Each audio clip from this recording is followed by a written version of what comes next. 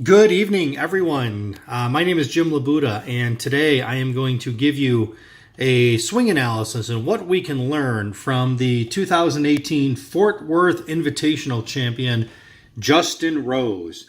Now, Justin today shot a 6 under par 64 and finished at 20 under par in this tournament, beating another former U.S. Open champion, Brooks Koepka by 3 shots.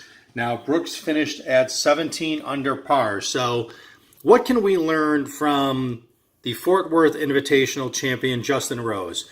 Well, one of the things I like talking about in any golf swing analysis or any golf lesson I do is really the takeaway position and what the first step in the takeaway is. And for those of you who are watching this video who have taken golf lessons from me, I always talk about the first position in the golf swing and the takeaway, which is right here. Number one position is as the club gets halfway back and it is parallel to the ground. There's a couple different things we look for. Number one, we want the shaft of our golf club, or specifically the grip end of this golf club, pointing out at our target. Number two, we want to make sure that the golf shaft is not pointed off to the right or off to the left.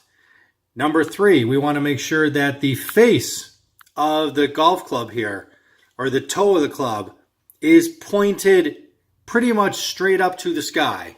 We want to make sure that the golf club in this position is not rotated so the face points down to the ground, which means we did not rotate our hands enough in the backswing. Or we also want to make sure that the golf club or the face of the golf club is not pointed straight to the sky, meaning again that we might have over-rotated our hands at this point. So I can't at this point overemphasize how important this first checkpoint in the golf swing is. So for those of you who are watching this video on YouTube and looking to improve your golf swing, I would say that number one thing you want to do is right here, make sure that when you get to this position in the golf swing, you look just like Justin Rose and every other student that I teach today. Number two, as we get to the top of our backswing here, the other thing I want you to notice here is that when Justin gets to the top of his backswing, what the position of the golf club is. As Justin gets to the top of his swing here, the shaft barely reaches parallel because Justin at this point does not feel the need to overswing. This is the extent of his golf swing. His shoulders are completely turned to the target. He has loaded up his right side. His right hip is fully engaged, and he is ready to make a good downswing at the golf ball. The number one thing we want to see from this position is that he has not overswung the club. His left elbow is not breaking down, and his left wrist is not breaking down either. These are all in a good position. He's not trying to artificially manufacture some type of club head speed or try to hit the ball farther by letting his left arm and his left wrist break down, something that most amateurs do today in an effort to try and create more club head speed.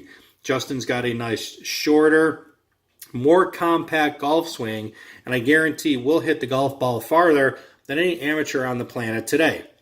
So, the last thing we want to learn is as we get into Justin's downswing here, and he starts moving at the ball, we're going to get him into his impact position. Now, in impact, here's what I really want everybody to notice. Justin, his right foot is still basically on the ground. His hips are open maybe 20-25 degrees, and his shoulders are basically square. The reason that Justin is in this type of position and he plays such consistent golf is because he is using his lead side or his left side to control the golf swing. He is not pushing off his right side. He's not pushing off his right foot, and he's really not using that right hip or that right shoulder. The right side is staying much more quiet in the golf swing, which if you're having trouble struggling today or you're having trouble slicing the ball and you come over the top a lot, my first indication of what's going to happen is more than likely you're pushing off the right side and you're changing the shaft, the shaft plane. One of the things we're going to see here from Justin again is getting to this type of a position. He's not pushing off his right side. He's using his left side or his lead side to pull himself into the golf shot. As you can see, even though the golf ball now has left the golf club and his impact position is moving on into a follow through, now is when his right foot starts coming off the ground, but it's the momentum and the inertia that's caused by the club head. It's what's pulling him into this golf swing and into this full follow through. So if you want to learn to be a much more consistent player today, learn how to swing like Justin Rose. Learn how to use your lead side in the golf swing.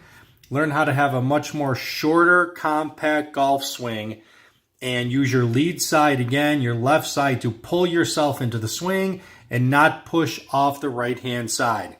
If you guys have any questions or comments, please feel free to leave them in the boxes below. Make sure you guys subscribe to my YouTube channel. Make sure you click the notifications button below to be notified anytime I upload a new video.